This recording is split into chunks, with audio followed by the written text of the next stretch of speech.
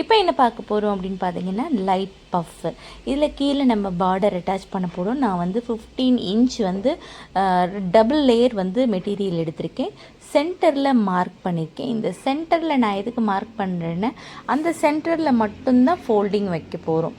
கீழே நான் எப்படி ஃபோல்டு பண்ணுறேனோ அதே மாதிரி மேலேயும். உங்களுக்கு சப்போஸ் டவுட்டாக இருந்ததுன்னா நீங்கள் ஒரு 1.5 இன்ச் 1.5 இன்ச் மார்க் பண்ணிவிட்டு அதுக்கப்புறம் நீங்கள் ஃபோல்டு பண்ணுறது ரொம்ப ஈஸியாக இருக்கும். இந்த மாதிரி நீங்கள் ஃபோல்டு பண்ணி நான் ஸ்டிச் பண்ணியிருக்கேன் இல்லையா, மேலேயும் அதே மடிப்பை நீங்கள் வச்சு அயன் பண்ணிவிட்டு அதுக்கப்புறம் நீங்கள் வந்து இந்த ஃபோல்டிங் திருப்பி கொடுத்தீங்கன்னா அந்த மடிப்பு கலையாமல் அப்படியே இருக்கும். இதுக்கப்புறம் நம்ம வந்து கீழே வந்து பார்டர் அட்டாச் பண்ண போகிறோம். நான் பார்டர் எப்படி வைக்கிறேன்னு பாருங்கள். பார்டர் வந்து இப்படி க்ராஸாக இருக்குது இல்லையா, அந்த மாதிரி நம்ம க்ராஸாக வைக்கக்கூடாது.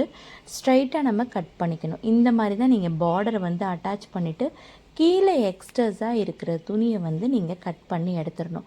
அப்போ உங்களுக்கு வந்து ஸ்லீவ் வந்து ஸ்ட்ரைட்டாகவும் இருக்கும், பார்க்குறதுக்கு ரொம்ப நீட்டாகவும் இருக்கும்.